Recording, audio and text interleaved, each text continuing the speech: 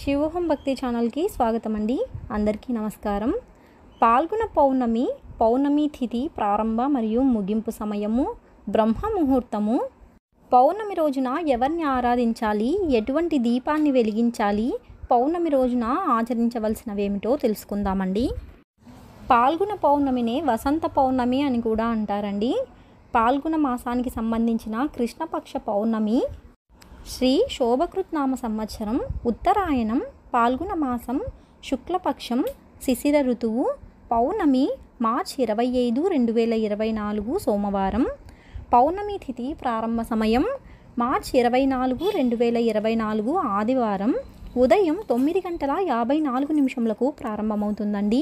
పౌర్ణమి తిథి ముగింపు సమయం మార్చి 25, 2024 సోమవారం మధ్యాహ్నం 12:29 ముగుస్తుందండి.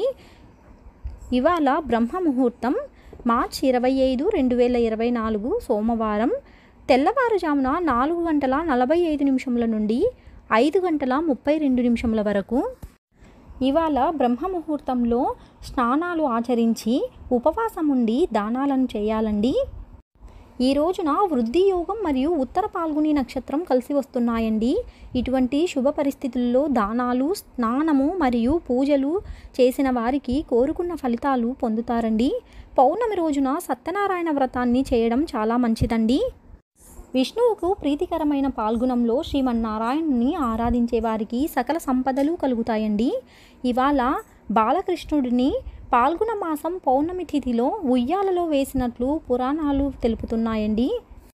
నవగ్రహాలలో సూర్యుడు, నక్షత్రాలలో చంద్రుడు ఎంతో శ్రేష్టమైన వారండి. అలా పాల్గొన మాసంలో వచ్చే పౌర్ణమి తిథి ఎంతో విశిష్టమైనదండి.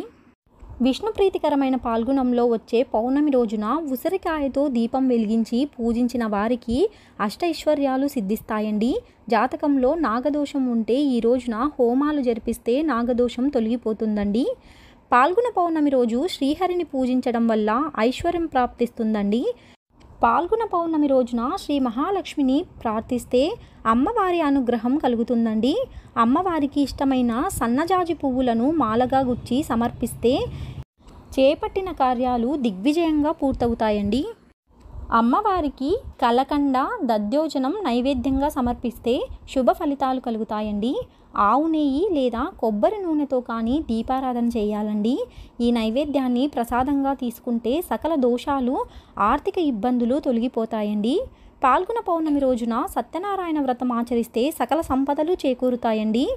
ఇవాళ అన్ని రాసుల వారు పౌర్ణమి రోజున ఉసిరికాయతో విష్ణువుకి దీపాన్ని వెలిగించడం ద్వారా సకల శుభాలు చేకూరుతాయండి. తెలుసుకున్నాం కదా అండి పాల్గొన పౌర్ణమి గురించి. మరొక వీడియోలో మళ్ళీ కలుసుకుందామండి. సెలవు మరి, స్వస్తి.